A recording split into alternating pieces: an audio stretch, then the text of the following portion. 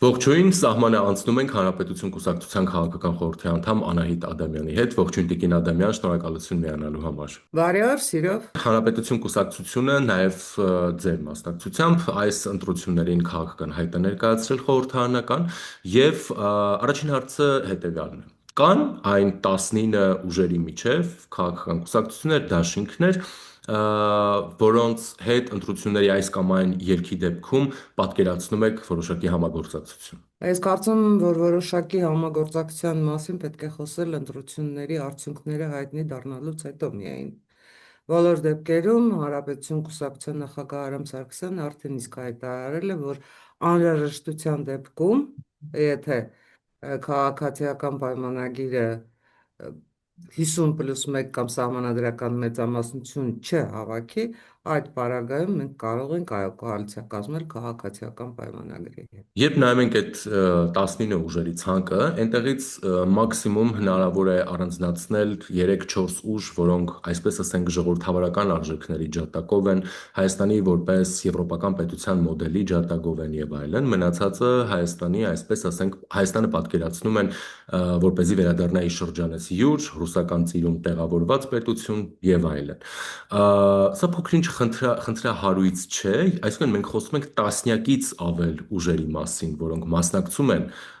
այս ընտրապայքարին, էլի, եւ արդյոք հնարավոր է, որ նրանք կարողանան քանակական իմաստով որակական, թե բացասական փոփոխության հասնել։ Պարոն Ոսկանյան, ընդհանրապես զարմանալի է այն հանգամանքը, որ այսքան փոքր երկրում 19 քաղաքական ուժ են մասնակցում ընտրություններին։ Գիտեք, դա խելամիտ թիվ չէ բոլոր դեպքերում։ Առավել ևս Կենտրոնական ընտրական հանձնաժողովը երեկ հրապարակեց նախնական տվյալները, նույնիսկ ինձ համար, որ համենայն դեպս քաղաքականությունը բավական չափով, բավարար չափով հետևում եմ,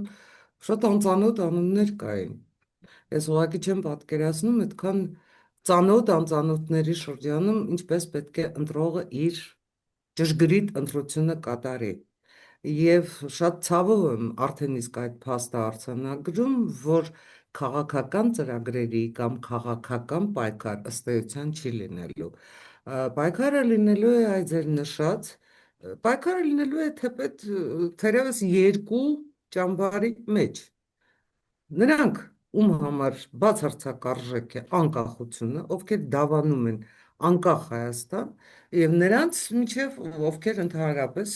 Հայաստանի Հանրապետության անկախության մասին հնարավորինս շատ խոսում են, անընդհատ Հայաստանի Հանրապետության անկախություն, անկախություն, բանակ, տնտեսություն, չգիտեմ ինչ, բայց իրականում այդ անկախությունն էլ, տնտեսությունն էլ, ամեն ինչն էլ տեսնում են միմիայն Ռուսաստանի շրջանակներում։ Այ այստեղ է ամբողջ խնդիրը։ Եվ ամբողջ խնդիրը այն է, թե ընտրողը ինչպես պետք է ճիշտ կողմնորոշվի,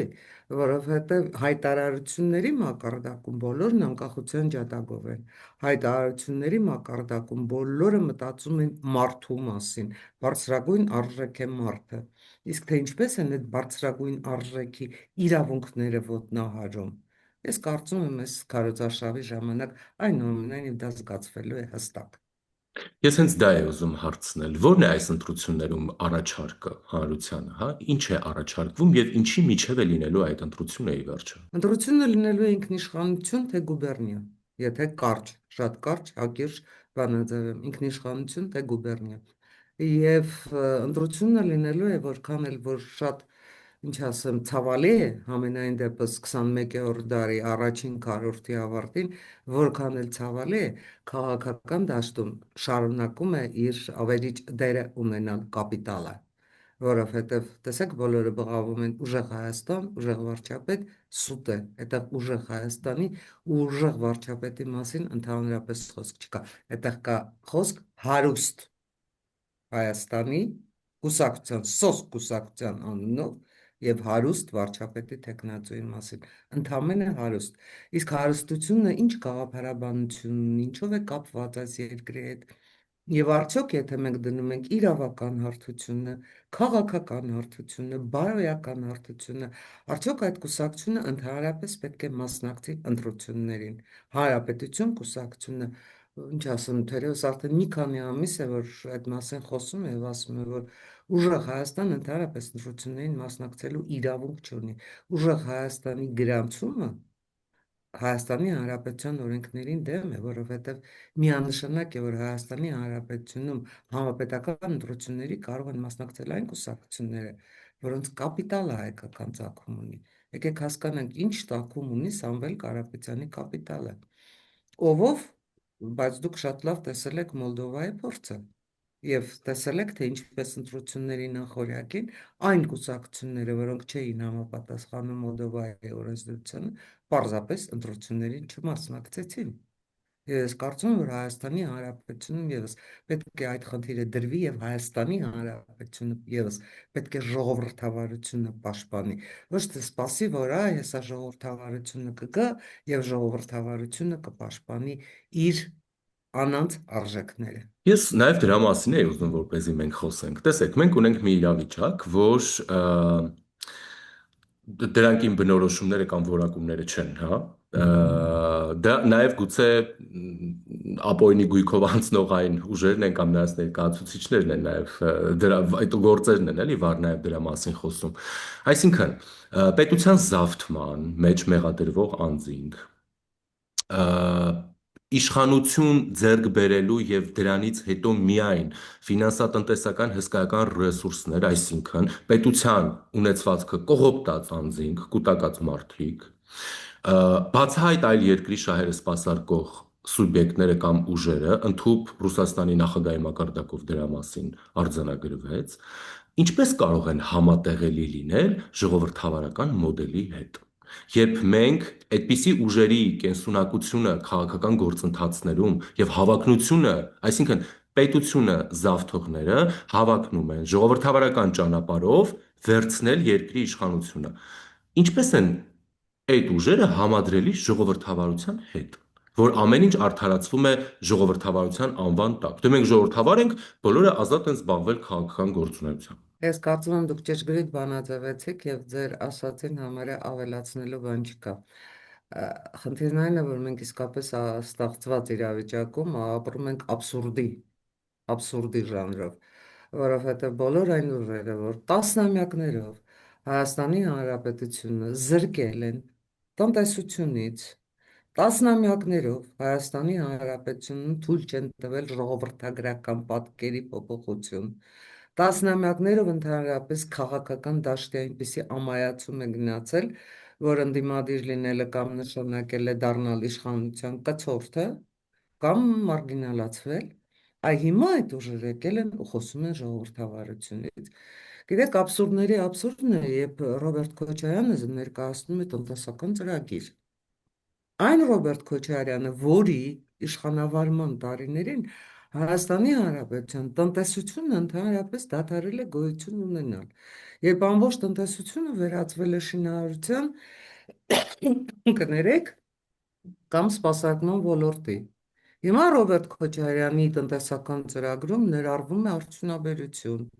Ճիշտ այն արդյունաբերությունը, որ Ռոբերտ Քոչարյանը վերացրել է։ Ես ասում եմ ամենայն պատասխանատվությամբ։ Եկեք հասկանանք, հա, Վազգեն Սարգսյանը քաղաքական որոշումներով վերագործարկել արկեց տնտեսությունը։ Արամ Սարգսյանը շարունակեց այդ ծրագիրը։ Աշխատում են արդյոք այսօր ագարակը, աշխատում է արդյոք այսօր Նայիրիդ գործարանը։ Եվ ինչ, հիմա Ռոբերտ Քոչարյանը պիտի գա դրանք վերականգնի։ Արդեն չեմ ասում, թե ինչ կատարվեց գույք պարտքի դիմաց ծրագրով, գույք պարտքի դիմաց համաձայնագրով Ռուսաստանին հանձնված ձեռնարկությունների հետ։ Գիտեք, բոլորովին վերջերս աչքովս ընկավ մի տեղեկատվություն, որ Ռուսաստանի Դաշնությունը հրաժարվում է կոնցեսիոն կառավարման հանձնված, իրենց կոնցեսիոն կառավարման հանձնված երկաթուղին թե վերագործարկելուց, թե երկրորդ, երրորդ կողմին հանձնելուց, բայց այնտեղ կար մի շատ հետաքրքիր տող։ $250 միլիոն կարող է լինել փոխհատուցումը։ Այդ $250 միլիոն պարտավոր է վճարել Ռոբերտ Քոչարյանը։ Ոնց ուզում եք վերցրեք, իրավականորեն ոնց ուզում եք դա տեղավորեք, ոնց ուզում եք բանաձևեք, որովհետև իր պաշտոնավարման վերջին օրերին է Ռոբերտ Քոչարյանը կոնցեսիոն կառավարման հանձնել երկաթուղին։ Դա իր խղճի, իր ինչ ասեմ, փառահեղ կառավարման, վագրի թռիչք գործած տնտեսության աղետալի հետևանքներն են։ Եվ այսօր, որ մենք չենք կարողանում, ասենք, այդ երկաթուղու հարցերը կարգավորել այսքան տարի հետո, Ռոբերտ Քոչարյանի մեղքն է։ Եվ իր տարբեր ոդկասթներում, հարցազրույցներում, հայտարարություններում Ռոբերտ Քոչարյանը լավ կանի պատասխանի այն հարցերին, թե իր կառավարման ընթացքում ժողովրդագրական պատկերը ինչպես է փոխվել։ Ինչպես է փոխվել ժողովրդագրական պատկերը։ Արտագաղթի թվերը ոչ թե տնտեսական երկնիշ եռանիշ աճը, որը չգիտես ինչի հիման վրա է ներկայացվում, այլ արդյունաբերության ամայացումը։ Շատ քիչ է խոսվում այդ մասին քաղաքական դաշտի ամայացումը։ Քանի կուսակցություններ կային այդ ընթացքում, որ կամ դարձան Ռոբերտ Քոչարյանի, այսպես ասած, քաղաքականության կցորդը, ընդդիմադիր կուսակցությունների մասին է խոսքը, կամ ընդհանրապես արդեն որևէ քաղաքական կշիռ եւ ազդեցություն չէին կարող ունենալ։ Ընդամենը հիշել 2004 թվականի ապրիլի 12-ի դեպքերը, կարծում եմ Ռոբերտ Քոչարյանի ժողովրդավարության պատկերացման պազլը փակում է, լրացնում է։ Հիմա նույն Ռոբերտ Քոչարյանը փորձում է վերադառնա ինչ անի։ Շատ շատ կարևոր հարց է սա, վերադառնա ինչ անի։ Այսքան վերադառնա ու մեզ վերադարձնի 20-րդ դար, կամ ասենք Սերժ Սարգսյանը։ Տեսեք, անմիջական մասնակցություն կարծես թե Սերժ Սարգսյանի գլխավորած հանրապետական կուսակցությունը այս ընտրություններում չունի։ Բայց եկեք նայենք Գագիկ Ծառուկյանի, Սերժ Սարգսյանի, Ռոբերտ Քոչարյանի, Սամվել Կարապետյանի ցուցակները։ Դուք չեք տեսնում նույն դեմքերին։ Պարզապես այնպես շատ տարօրինակ տեղաբաշխվածությամբ։ Ոչ կուսակցական, ասենք, համերաշխության գոնե, որ հավատարմության, կարգապահության, չգիտեմ, այդտեղ էլ ինչ, դուք ավելի լավ հոմանիշներ հաստատ կավելացնեք, բայց նրանք նույն մարդիկ են, նույն դեմքերն են, նույն գաղափարներն են։ Այսինքն ինչ են ուզում այդ ուժերը մեզ ասեն, այն, որ Հայաստանի Հանրապետությունը պաշտոնապես պետք է էլի դառնա Ռուսաստանի Դաշնության ֆորպոստ, բայց այստեղ էլ շատ մեծ հարցական կա, ցանկացած երկիր իր ֆորպոստը պաշտպանում է։ Ռուսաստանի Դաշնությունը Հայաստանի Հանրապետությանը նույնիսկ ֆորպոստի հոգեբանությամբ չի, տրամաբանությամբ չի վերաբերվում։ Պարզապես Հայաստանի Հանրապետության հողերի, տարածքների հաշվին տարածաշրջանում լուծում է իր խնդիրները, ու ինչքան դա պիտի շարունակվի։ Եթե որևէ հաջողության Ռուսաստանի Դաշնությունը հասնի 2026-ի հունիսի 7-ի ընտրություններում, մենք դարձյալ վերադառնալու ենք նոյեմբերի 9-9-րդ կետի տրամաբանությանը, մենք դարձյալ վերադառնալու ենք ոչ պատերազմ, ոչ խաղաղություն տրամաբանությանը, որով Ռուսաստանը առաջնորդվել է 1999 թվականի հոկտեմբերի 27-ից հետո, որտեղ տարածաշրջանում պետք է լիներ ոչ պատերազմ, ոչ խաղաղություն, այլապես իր դերը որպես արբիտր, իր դերը որպես այսպես ամեն ինչ որոշող վերանում է։ Մենք հիմա գնում ենք մի ճանապարհով, որտեղ Ռուսաստանի Դաշնությունը գործնականում տարածաշրջանում այլևս անելիք չունի։ Եվ այդ ճանապարհը բացել է մեզ համար ինքը Ռուսաստանի Դաշնությունը տարածաշրջանում իր վարած քաղաքականությամբ։ Ես արդեն չեմ խոսում, թե ռուսները ինչ դեր ունեցան ընդհանրապես 2020-ի պատերազմի, 2020-ի պատերազմի հետևանքների եւ 2020-ի պատերազմից հետո Հայաստանի Հանրապետության տարածքի օկուպացիայի գործում։ Ինչ դեր ունեցան։ Ես արդեն չեմ խոսում այն մասին, որ ՀԱՊԿ-ը չի ճանաչում Հայաստանի Հանրապետության սահմանները։ Այսինքն ինչ։ Մենք էլ չենք ճանաչում մեր սահմանները։ Կազուսը չէ, եթե նայում եք տրամաբանական կազուսը։ Մենք չենք ճանաչում մեր սահմանները։ Ինչ է ստացվում։ Դե Եվ ինձ համար օրինակ շատ զարմանալի է, որ այդպես բարձրագույն հայտարարություններ են անում ու կենսական, իսկապես օրակարգային հարցերին այդ թվարկած ուժերից որևէ մեկը չի պատասխանում։ Ես հույս ունեմ այնուամենայնիվ, որ քարոզարշավի ընթացքում այդ հարցերը իրենց կուղղվեն եւ այդ հարցերը այս կամ այն կերպ կպատասխանվեն, բայց նաեւ շատ մեծ վստահություն ունեմ համենայն դեպս ապավինելով տրամաբանությանը, որ այդ ուժերը այս հարցերի պատասխան իրապես չունեն, որտեղ իրենք են ավերել երկիրը ես ավերակացս զինչ թագավոր եմ, հիշում եք շատ հայտնի Արտաշես արքայի խոսքը, հիմա ուզում են վերադառնալ ավերակներին զինչ թագավոր են, հարցը չէ, Տիկին Ադամյան, եթե դուք իհարկե այդ 250 միլիոնի մասին ասացիք, որ ռուսական կողմը ասում է, դա այն գումարն է գրեթե, որ գլխավոր դատախազությունը Ռոբերտ Քոչյանի ապօրինի գույքից պահանջում է, դեռ պահանջում է, դեռևս հələ փաստ չէ, էլի, դա այդ գործը ի վերջո ստանաթևություն։ կհասնի թե ոչ։ Եվ այստեղ մի հետաքրքիր բան, ես անընդհատ դրա մասին եմ մտածում, այդ ապօրինի գույքի շրջանակում, սա ուղղակի հիշեցի, բայց չկա պահանջ, օրինակ, իշխանության զավթման միջոցով, ինչպես կուտակվել է ապօրինի գույքը, չէ՞, կուսակցական եւ բիզնեսի օրինակ գույք կամ գործունեություն, սրա մասին ընդհանրապես խոսք չկա, կարծում եմ սա եւս խնդիրներից մեկն է, բայց մի հարց ձեզ, եթե իմ հարցադրումը կամ կարծիքը կամ տրամաբանությունը սխալ է, կխնդրեմ ինձ անպայման ուղղել։ Ինչու այնուամենայնիվ չի ստացվում, ինչու եմ այսպես ասում, որովհետև մենք ունեցանք ընդամենը 2023-ին Արցախի օրինակը, պետության աչքերով մոտենալ հարցերին եւ խնդիրներին, այլ ոչ կուսակցական գաղափարախոսությամբ, այսպես ասած։ Տեսեք, երբ Արցախում այդ ծայրահեղ իրավիճակն էր ստեղծվել, Արայիկ Հարությունյանի հերացումը պահանջող նաև այս ուժերը, որոնց մասին մենք խոսում ենք, պնդում էին, որ ոչ մի զիջում, ոչ մի աղդամից ճանապարհի բացել մարդասիրական օգնության համար, ինքնություն, մեր հողերը SNN եւ տեղի ունեցավ այն ինչ տեղի ունեցավ, եկավ այդ Շարմազանյանը, Շահրամանյանը, որին աջակցում են այն ուժերը, ում մասին մենք հիմա խոսում ենք եւ ընդհանրապես ոչ միայն բացվեց աղդամի ճանապարհը, շատ ներողություն, հա, 10 օր հետո այդ մարդիկ Եվլախում Փակվեցին բոլոր ճանապարհները։ այո, Արցախի, այսպես ասենք, լուծարման հարցը քննարկեցին շատ կոպիտ ասած, հա, եւ հենց սա շատ տիպիկ բնորոշում է, էլի, նույն այդ դաշնակցական գաղափարախոսությունը ամեն ինչին նայելու այդ տրամաբանությունից ելնելով։ Դրոշը վառենք, ամեն ինչ տեսնենք այդ սիմվոլիզմների մեջ, ինքնությունը կապենք ռեալ պոլիտիկի հետ եւ ռեալ պոլիտիկը կամ հողի վրա իրավիճակի գնահատելու եւս դրա քայլեր իրականացնելը բխեցնենք մեր ինքնությունից ու զոհենք հենց այն իրավիճակը, որը կա, եւ զոհելով հենց այդ իրավիճակը, որը մենք ռացիոնալ չենք գնահատում,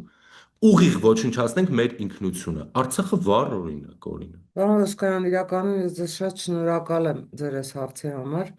որովհետև այս մասին շատ կարևոր է խոսել ու թերևս անդադ պետք է խոսել այս մասին։ Իսկ ո՞րն է մեր ինքնությունը։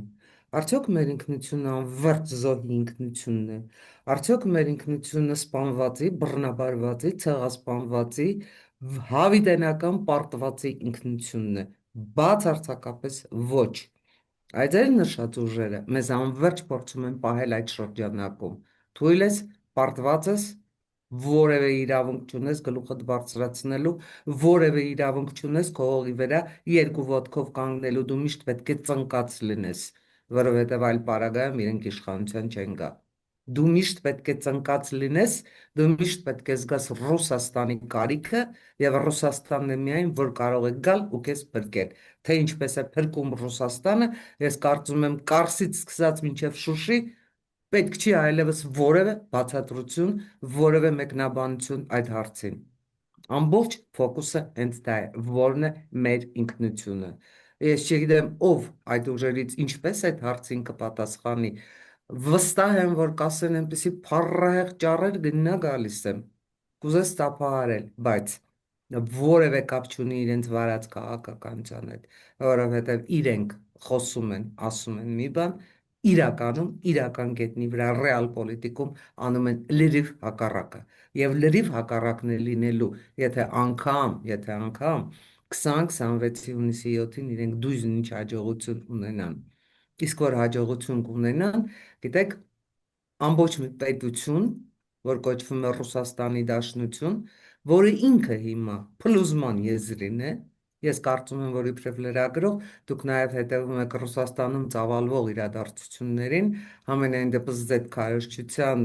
տարատեսակ դրսևորումներին, Սալավյովի հաղորդման, այլև այլ բլոգերների, Բոնյանների, չգիտեմ ինչի,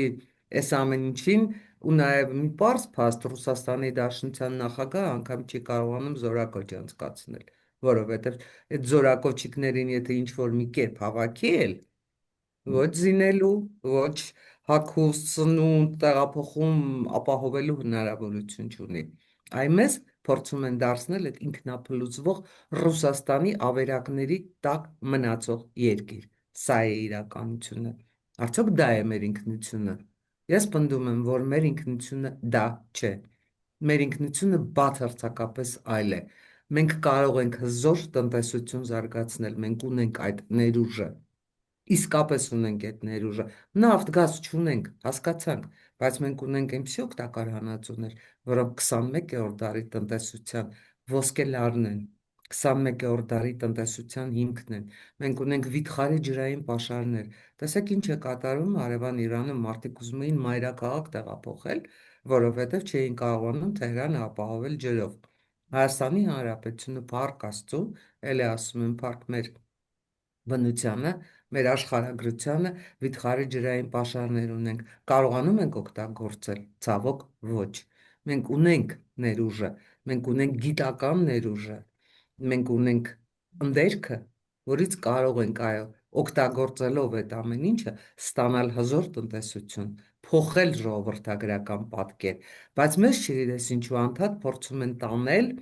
խցկել 20-րդ դարի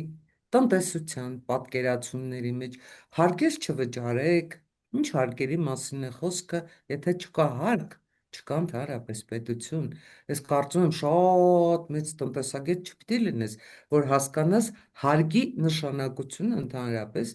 բյուջեի, տնտեսության, պետության, չգիտեմ էլ ինչի կյանքում։ Սա աբսուրդների թատրոն է։ Եթե Պարզապես աբսուրդների թատրոն է։ Եվ ամենաահավորը այն է, որ այդ աբսուրդների թատրոնի դերակատարները փորձում են իրենց ներկայացնել որպես առաջադեմ, որպես ազգի մասին մտածող, որպես ուժեղ, ուժեղ, ուժեղ, ուժեղ, լսեք, ուժեղ ինչ, ուժեղ խեղկատակ, հարցը չէ։ Եթե դու քաղաքականության մեջ ոչինչ չես հասկանում, տնտեսության մեջ ընդհանրապես ոչինչ չես հասկանում, ամենայն դեպս Հայաստանի Հանրապետության տնտեսության մեջ, որքան էլ ասենք լինես Forbes-ի միլիարդատեր, որքան էլ Արցախից, չասեմ ինչպես Հայաստան եկած լինես եւ ընդամենը մի քանի տարում դու էլ միլիարդատեր դառած լինես, այս երկու համադրումները դեռ չի նշանակում, որ այս երկու անձինք կարող են Հայաստանի Հանրապետության տնտեսություն վերականգնել։ Իրենք բոլոր հնարավորությունները ունեցել են եւ իրենք ամեն ինչ արել են, որ Հայաստանի Հանրապետության ոչ անվտանգությունը, ոչ տնտեսությունը, ոչ ժողովրդագրությունը, ոչ անգամ ինքնությունը, այո, ինքնության մենք չունենանք նույնիսկ հաջողություն, որտեղ ամեն ինչ պատկերացվել է շատ հստակ։ Մեր անվտանգությունը կապում ենք Ռուսաստանի հետ, մեր տնտեսությունը կապում ենք Ռուսաստանի հետ, բոլորովին վերջերս ես լսեցի մի հարցազրույց, որտեղ ներկայացվում էր Ռոբերտ Քոչարյանի տնտեսական ծրագիրը եւ Տեր Աստված, այդ ոնց էր հիմնավորվում, որ պատկերացնում եք Մարսի հանձնումը Մարսի փրկությունն էր։ Մարս գործարանի հանձնումը պարզապես փրկվում էր գործարանը, որտեղ այդ գործարանը ավերվում էր։ Այն պարագայում, երբ այդ գործարանում այդ պահին շատ ավելի շատ տեխնիկա ու տեխնոլոգիա է եղել, քան ընդհանրապես այդ 198, նույնիսկ ոչ 100, 98,000 պարտքներ։ դե Տիկին Ադամյան, այստեղ կարծում եմ լավ է, որ այդ ուժերը, օրինակ նույն ուժեղ Հայաստանը կամ Սամվել Կարապետյանը շատ անկեղծ են, ինչ իմաստով, որ ասում են հարկեր չլինի, չգիտեմ, աշխատավարձ չստանան պաշտոնյաները։ Այստեղ մի շատ կարևոր բան պետք է երևի որպես քաղաքացի ֆիքսենք, եթե ես հարկ չեմ վճարում, ես պետությունից ինձ համար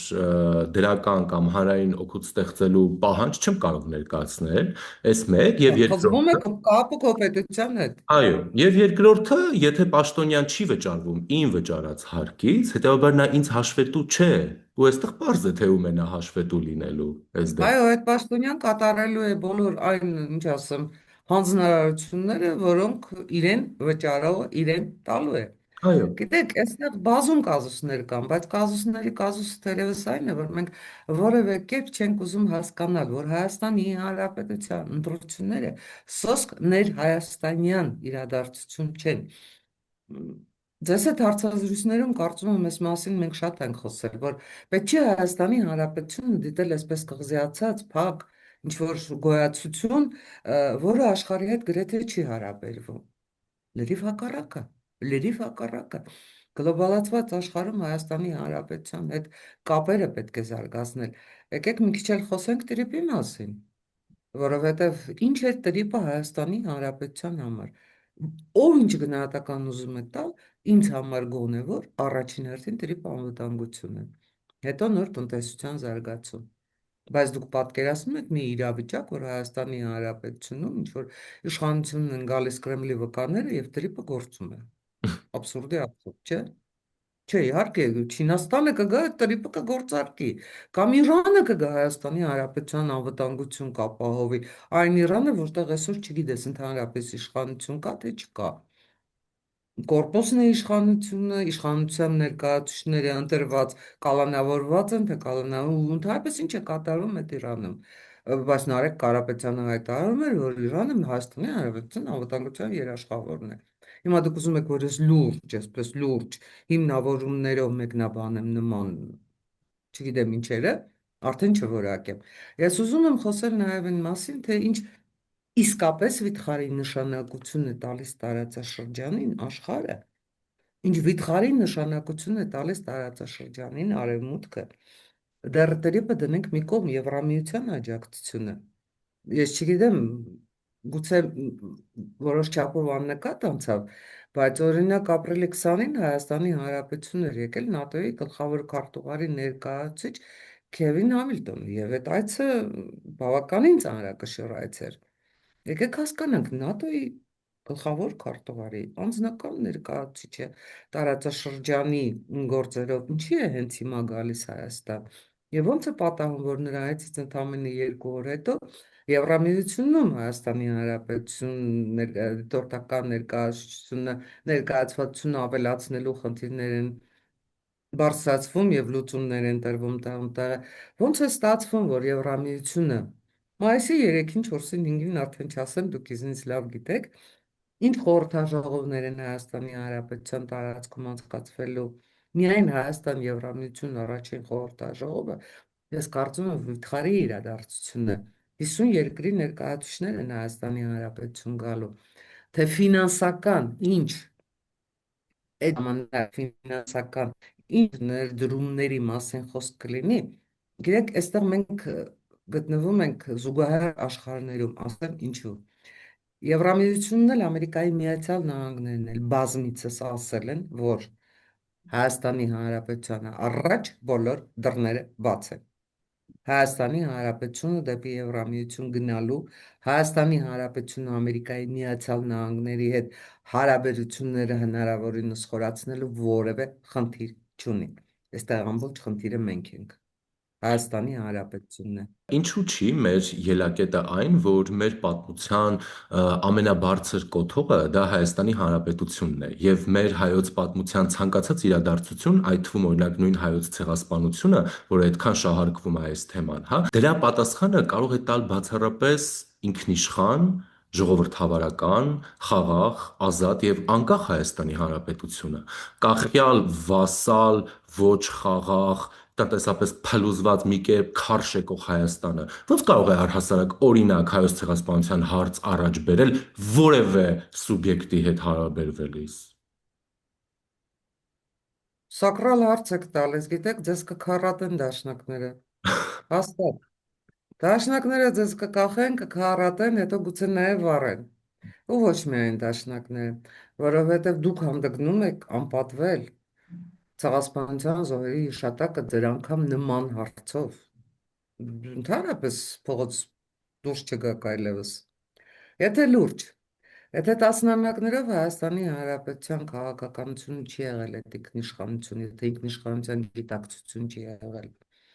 եթե մենք շատ լավ հարմարվել ենք ամենայն դեպս այդ կախյալի դիրքում անկախ պոզ ընդունելուն, ինչ եք ուզում հիմա։ Դե ֆակտո Հայաստանի Հանրապետության ինքնիշխանությունը գնդակահարվեց հոկտեմբերի 27-ին։ Գնդակահարվեց ազգային ժողովում։ Ոնց ուզում եք վերցրեք։ Եվ դրանից հետո Հայաստանի Հանրապետության բանակը իր մարտունակությունը ամենայն դեպս տարածաշրջանի ամենամարտունակ բանակը լինելով, այլևս ամենամարտունակ բանակը չէր արդեն մի քանի տարի անց, որտեղ նման խնդիր չկար։ Այ ինքնիշխանության խնդիրը, տնտեսության խնդիրը, ես կարծում եմ, որ ընտրությունների, ժողովրդավարական ընտրությունների անցկացման հնարավորություն մենք ստացանք 2018-ից հետո։ Միմիայն 2018-ից հետո, եթե չհաշվենք 1999-ի մայիսի ընտրությունները, այնուամենայնիվ այդ ընտրությունները իսկապես մեծ հավատ գեներացրած ընտրություններ էին եւ այդ ընտրությունները արդար ընտրություններ էին։ Մենք չենք կարող ասել, որ այդտեղ ժողովրդի ձայնը կեղծվեց, բայց մենք եկանք հանգեցինք մի իրավիճակի, երբ քաղաքացիական պայմանագիրը հեղափոխությամբ եկավ իշխանության, հայտարարեց տնտեսական հեղափոխություն, ես չեմ ուզում մեղադրյալի դերում հանդես գալ, որովհետև դրան հաջորդեց կորոնավարակը,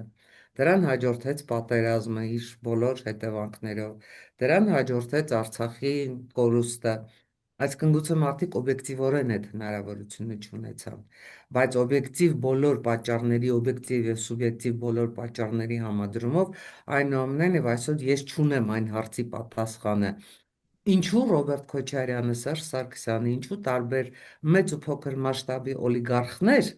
դեռ մնում են քաղաքականության մեջ, պահպանելով իրենց նյութական հնարավորությունները։ Ակնհայտ է, չէ, որ որևէ մեկը քաղաքականությունում որևէ բառ չէր ասի, եթե պահպանած չլիներ ֆինանսական կապիտալը։ Այո, ցավոք, եւ Ու այդ սա, հավաք ու սա, ու սա հարցերի հարցն է, որի պատասխանը պետք է տա իշխանությունը, որովհետև բոլոր հնարավորությունները կային ապօրինի ձեռքբերված կապիտալից, ապօրինի ձեռքբերված կապիտալի հարցեր լուծելու, բայց չստացվեց։ Եվ ստացվեց, որ մենք էլի գնալու ենք ընտրությունների դե ֆակտո ընտրություն չունենալու ռիսկի տակ, չասեմ պարագայում, ասեմ ռիսկի տակ, որովհետև այնուամենայնիվ ես ուզում եմ համենայն դեպս հույս ունեմ, համենայն դեպս ոչ միայն հույս ունեմ, այլև համոզված եմ, որ Հայաստանի Հանրապետության միջին վիճակական ընտրողը, գիտեք, սա 21 թվականի ընտրությունները չեն, փառք Աստծո։ 21 եւ 26 թվականի ընտրությունների մեջ վիթխարի տարբերություն կա։ Այո, մենք էլի գնալու ենք ընտրության, ունենալով համարյա թե նույն քաղաքական դաշտը, համարյա թե նույն քաղաքական դաշտը, բայց հիմիկվա քաղաքական դաշտում արդեն ամրապնդվել են այն կուսակցությունները, որոնք հնարավորություն ունեն ընտրությունների պատկեր փոխելու, որոնք հնարավորություն ունեն մտնելու խորհրդարան եւ այլևս թույլ չտալու, որ 2021-ից 2026-ի պես 5 տարի մենք ունենք կորած քաղաքական ժամանակ, 5 տարվա մեջ, որովհետև 5 տարի այս խորհրդարանում մենք անվերջ լսեցինք նույն բանավեճը, անվերջ լսեցինք նույն բանավեճը, որը չէր վերաբերվում, թող ինձ ներվի ասել, մեզնից որևէ մեկի կենսական հարցերը չէին լուծվում։ Դա մեր պատմությունը չէր, դա մեր երկրի պատմությունը չէր, դա Հայաստանի Հանրապետության ինքնիշխան իբրև երկրի խորհրդարանի պատմությունը չէր։ Եվ չպետք է թույլ տալ, որ 2026-ից 2031 գնացող խորհրդարանը ունենա նախորդի պատկերը, որովհետև այո, դաշտում կան ուժեր, որոնք պարտադիր պետք է մտնեն խորհրդարան, փակելու համար Կրեմլի վկաների Հայաստանի Հանրապետությունը ներսից քայքայելու, եթե չի ստացվում եղաշրջում, այդ ուժերը բոլոր դեպքերում դառնալու են այն բալաստը, որոնք թույլ չեն տալու իշխանությանը անել անհրաժեշտ քայլերը, որոնք անverջ հակադրվելու են, որոնք փորձելու են դաշտում ստեղծել, երկրում ստեղծել անկայունություն, որոնք անverջ փորձելու են խաթարել որևէ առաջընթաց ծրագիր, համենայն դեպս առաջին եւ գերնպատակը պետք է լինի տրիպը թույլ չտալ Հայաստանի Հանրապետության մուտքը Եվրամիություն, բայց այստեղ կա նաև իշխանության պարագան։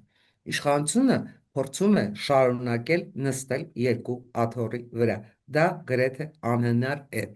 Բացարձակապես անհնար է։ Համենայն դեպս այն պարագայում, ինչ պարագայում այսօր աշխարհակաղակական հանգուցալուծումներն են որևէ դեպքում իշխանությունը չի կարող լինել եւ Ռուսաստանի հետ, եւ Ամերիկայի Միացյալ Նահանգների ու Եվրամիության հետ։ Դա արտաքին քաղաքականության դիվերսիֆիկացիա չէ։ Դա արտաքին քաղաքականության դե ֆակտո բացառում է, որովհետեւ դու պետք է պաշտպանես քո ազգային շահը։ Կոնկրետ քո ազգային շահը։ Իսկ քո ազգային շահը այսօր համընկնում է